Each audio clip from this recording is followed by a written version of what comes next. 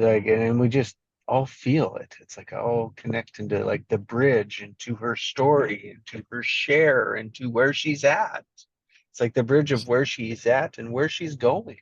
It's the same. It's like our bridge. We're looking at our bridge as well, right? We're always bridging a gap, right? We're always between. It's I can't remember exactly, but he's saying if you're at Yes. home, you got to go out, and then when you're out, you got to get back. When That you're is, always wanting to be somewhere where you're not, it's like you're not satisfied. it's a structure thing, and we don't see it, right? It's like a, and so how we either like avoid it or we don't realize that we're always, our second point is always the current reality. You're either a hot air balloon, right, that's tethered, or you're not. That tension helps us see it. The 2 points, at least 2 points, two or more points. Oh no, go ahead, Kayla. Kailash. Kind of sparks happening in my head. I have this I've had this recurring nightmare since I was really young of falling. I'll probably be down there before he won't show up till about noon. It was like I felt myself flying away like a balloon, removed from his body, and he's watching from deep inside. That sent the chills through me, that one, because I remember that film really well. But that scene there that you're talking about, when he goes like when he's under the hypnotic trance, all my days, and that's it. All my days, yeah. He's just in such a deep state of consciousness that he can't move, and that's like a really powerful metaphor as well, man. That hit me. That. So because I can't remember how that scene transitions in the movie, I spotted through what I could see through the string that connected me to my body was like this creature. It's like the power of connection with any living thing. My first thought was, this is a perfect day to be a wallflower. I think I'll go back and be a wallflower. Oh yeah, I guess I didn't say mine out loud. I just realized I put it in the chat, but my word of the day is appreciation. And appreciation denotes adding value, like an increase. The other words of the day that anyone would like to share? Oh, you heard brave. I meant breathe as in breathe in and breathe out, but There's the giggle, eh? Thank you, Joe. Yeah, it's funny. Received or what you guys think of it necessarily, but I find like throughout each time it happens, it's almost like a reminder that I'm not actually around a fireside. It's like when you read the title of the book in the book. We get what we get as a result of that. And then we wonder why nothing changes. So my word today is like it's that breakthrough. It's letting go of what's there to find something new.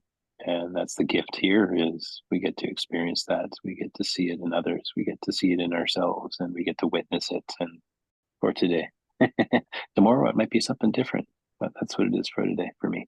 I'm a fire starter, a twisted fire starter. I used to listen to that. I'm big time into bass, so I used to have that pounding on my subwoofers back in the day. Yeah, I think I'm gonna play that next time I go in the car, really loud. So you asked, what would I call it? I would call it passion. Right? Just like a fire, how to keep it growing, going, feeding it. You asked what you would name that fire inside. I was like, well, it's Kailash. That's what it is for me. But what's cool about the meaning of that name and how it relates to what you just said, Jesse, is that Kailash is the name of a mountain, right? Which is believed by many to be the home of Lord Shiva, who is the god of both creation and destruction, and also relates to the idea that we follow often in this group of that constant change and birth and death of different versions of yourself. You're making me think now also of, Jesse's reminders connecting with my name. Like it's a holy place, and I do feel some discomfort in identify with it is not to identify with the holiness, but rather with the grander lessons that they've given me that have helped me to stay grounded. Especially when you say that, it makes me think of, often in therapy, I'll find, okay, well, I better set down what I'm carrying, take a bit of a break, take a breather, take a moment to enjoy and survey my surroundings, graze a little bit, the author, a Lebanese woman, I can't remember her name. She has this, and the mantra that she has underneath it, which really resonated with me, was, "This mountain you are carrying, you were only ever meant to climb." And, I'm happy with my name. It's, and I just kind of ignore the religious stuff because I don't know enough. The book, just for reference, if anyone's interested, is called Welcome Home.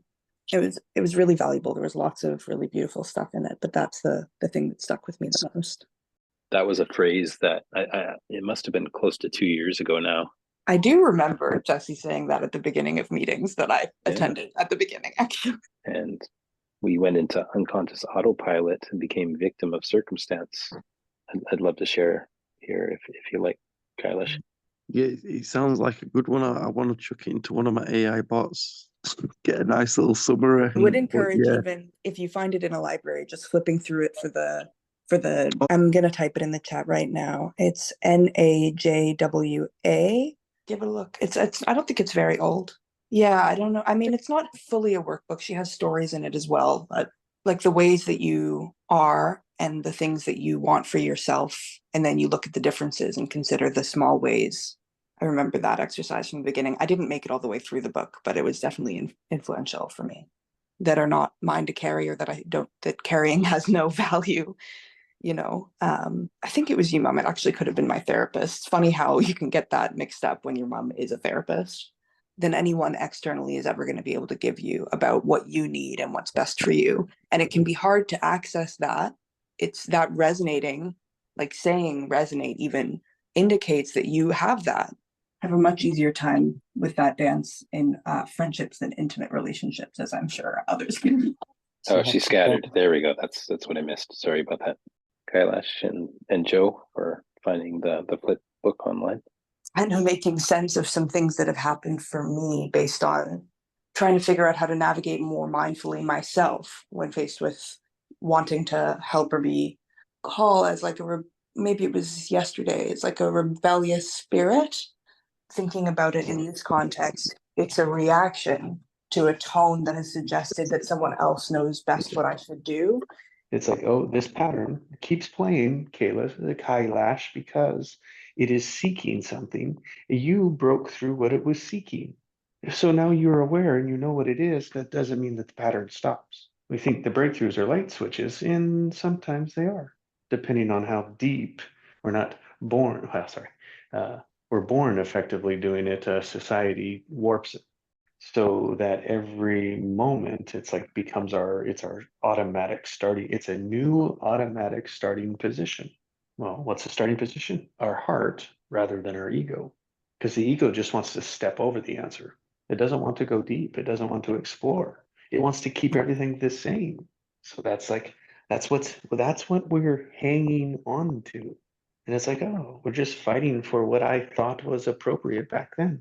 Isn't the future what's more important? Isn't the present moment and what's coming next more important than what happened yesterday? But see, part of our structures, right? The one balloon, the one structure is we're either looking backwards or we're looking forwards. So wherever our focus goes is what we're going to recreate. It's like the way that you frame the future and the past that can be destructive, but to be aware of That's all we have. So that's one point. It's one structure. And then we choose where we put it from there. Where do we put the second point? So often, too many people either look backwards and attach it to the past, wonder why they're going to change. It's an anchor, right? And in people's language, we can see where they connect. I heard it this morning in your sharing. It's like, oh, what I really want is my return.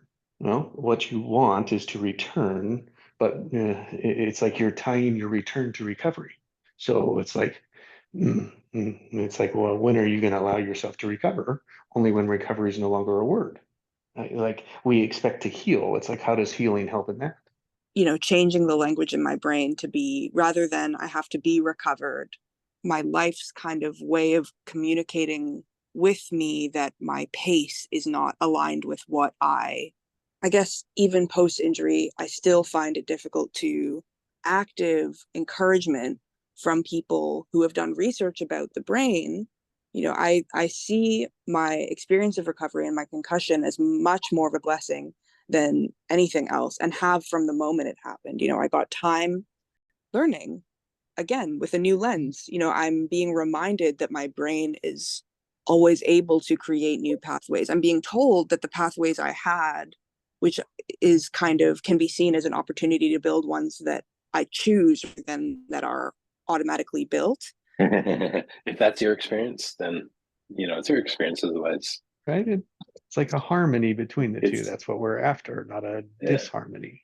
Judges, justifies, Yeah. there's no openings, like there's no space, Mm. right? There's no, it could be something else. The ego's like, oh, it's this. Attached. It's attached. We take it personally. We make it personal. It's the only way. And I can't hear in the silence what you're saying to yourself, but I can hear what you're saying to yourself out loud. that's a possibility for a major shift in your life, Kailash. It's like the pointing finger is mostly pointing away from the heart. You know, I try definitely to avoid the act of blame. The act of justification is something that I turn to far too frequently.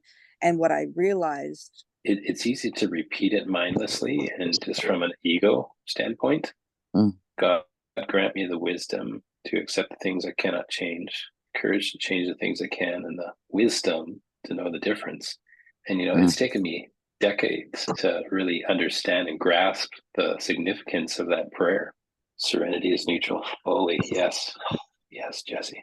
Serenity is bliss. Serenity is. I've been playing with the Welcome Home book in my bot, yeah, and all my days, this book is next level.